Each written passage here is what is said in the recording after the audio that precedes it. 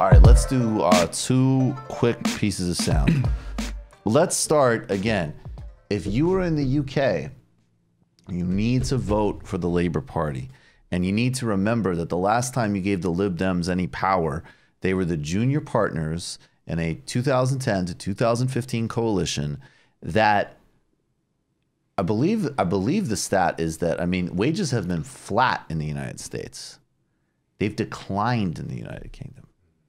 People lost homes. People lost benefits. Right. People died prematurely. This was, I mean, they did grease to themselves because that's the policy design of the Tory party and of the Lib Dems. Now, the Tories are lying about it now because Boris Johnson is smart and he understands that it's much more advantageous ground to pretend to be socially right-wing and pretend that you're an economic populist. And the Lib Dems are just appealing to bougie people who can't think about anything besides Brexit. But I'm sorry. That is not literally what it's all about. There's other things happening, like the devastation that this country has been under for 9 or 10 years. The Lib Dems talk about how they're opposed to xenophobia and anything. They didn't do. What is Joe Swinson? Did she do anything meaningful or anything at all? It's a genuine question to fight against what Theresa May did to the Windrush generation, one of the most appalling racist things to happen in the modern world.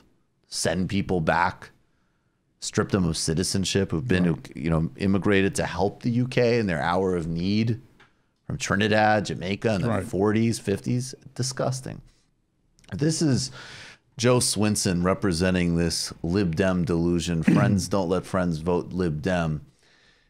Now, of course, Jeremy Corbyn has put forward millions of new homes, rent control, supporting tenant unions, an actual plan to deal with the housing crisis in the UK, which is maybe even worse than it is in the United States in some ways. This is Joe Swinson's plan. We will reform the private rental sector with help to rent scheme, giving first-time renters under 30 a tenancy deposit loans to help get into the market. Hashtag bright future. Brighter future. Now, there's a whole market for these kind of loans, actually, because a lot of people, of course, can't get them out of the gate. They don't have the, currency to be able to do this, even for, an apartment or a flat with roommates. So as soon as I see this plan, the first thing, obviously, that hits me, of course, is the way that this is like, shooting a water pistol at like a, at a tsunami, which is the housing crisis.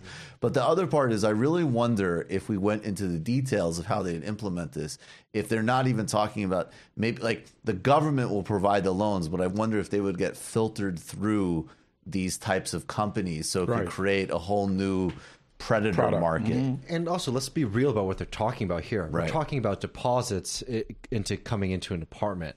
Right, so it's like that's just something that keeps people out of the market, and then they have to pay outlandish rents in the first place. Right. Oh yeah. There's no when plan you compare for that. it to labor, it's absolutely ridiculous. And even if you like, it's just like this difference. Not only let's not even go to the housing differences. Like Labor put forward a postal banking system as part of their manifesto, so that they can actually have low interest loans for the mass of people to be able to help them with incidentals and things that they need. Unlike this terrible scheme. What does this do? It props up the behavior of landlords to charge ridiculous amounts of money for people to come into the apartments, and it keeps a lot of people out of the market forever. The Lib Dems don't want to get rid of that. They just want to subsidize it. Yeah. And that's the best policy you're going to get from them. They're disgusting. I mean, honestly, this is a case where it's easy to say because you have an obvious choice with Labour or maybe it's strategic Scottish nationalists, but I would probably go Tory over Lib Dem. I mean, I wouldn't go either, but in some ways, I mean, they are just – I mean, look, at the very least, Boris Johnson understands the need to pretend to put something into NHS. He's being totally dishonest. And the Lib Dems are not going to be any protectors of certainly of refugees or migrants. Right. And things like gay rights have moved forward enough in the UK where that's not really on the table. They're a disgusting party. They're really disgusting. You know, it's not a one-to-one, but their commitment to like left-wing politics or even liberal values reminds me of something that like Stuart Hall said about like a lot of the people who call themselves like cosmopolitans.